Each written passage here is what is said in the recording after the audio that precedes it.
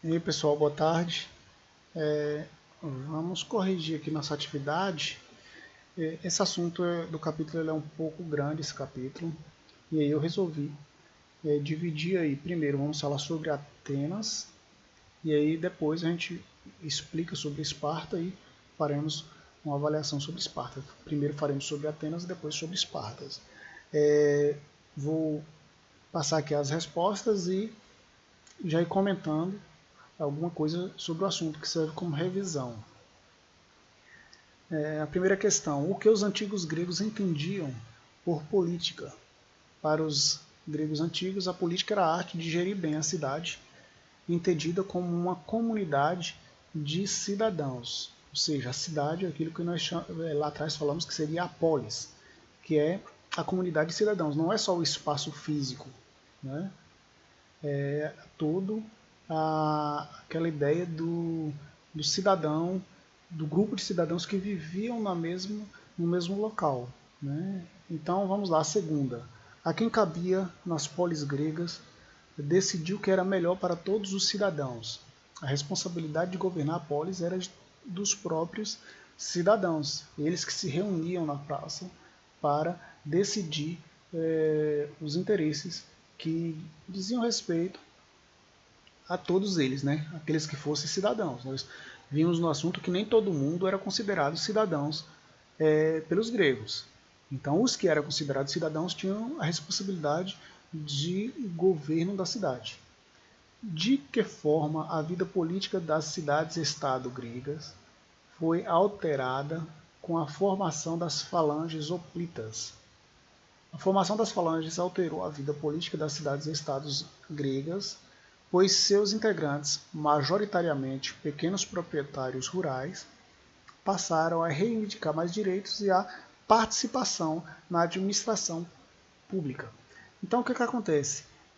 Até então, a guerra, né, participar da questão da guerra, dos exércitos, era um privilégio de um pequeno grupo, né, que podiam se dedicar a essas atividades. Né?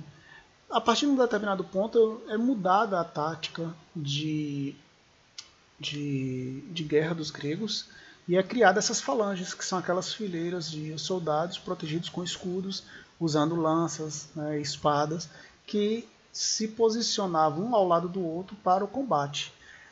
Aí, nesse momento, aquelas pessoas que eram pequenos proprietários rurais, que tinham condições de comprar esses equipamentos, eles já passam a fazer parte do exército grego.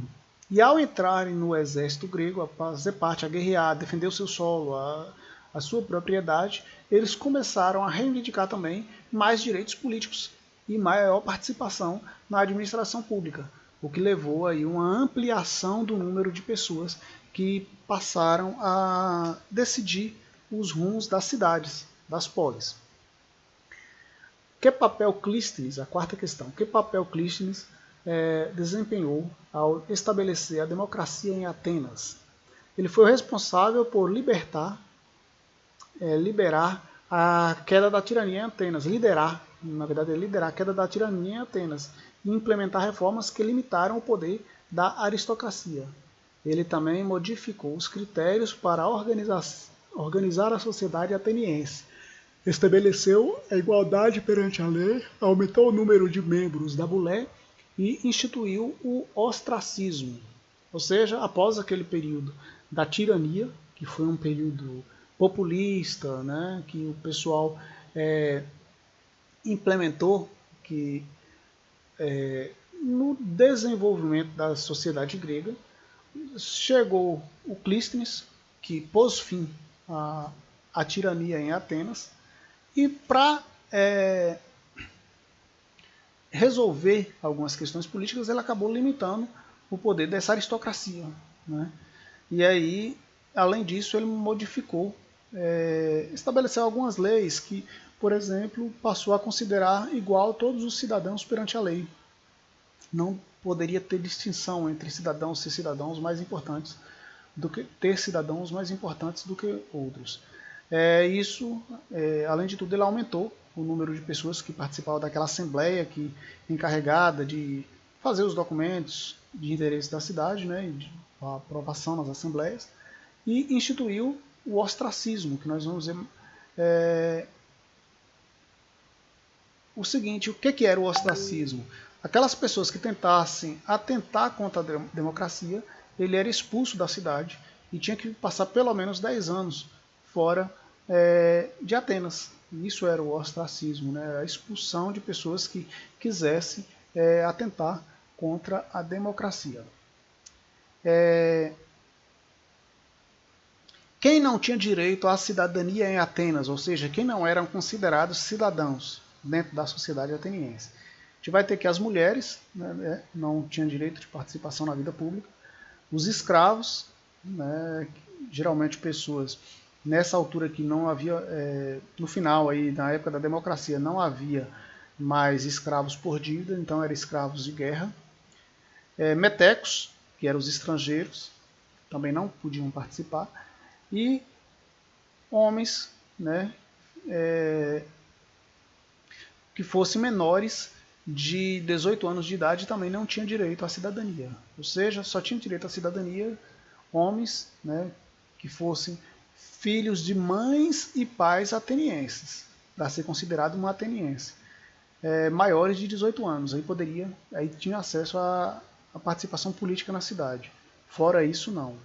E em Atenas, quem eram os escravos? Quem eram considerados escravos em Atenas? Eram os prisioneiros políticos e filhos de prisioneiros políticos, não, que é prisioneiros de guerra, viu?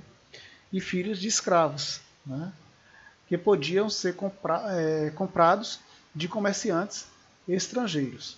Prisioneiros políticos não havia prisioneiros políticos. Esse nome aqui é prisioneiro de guerra.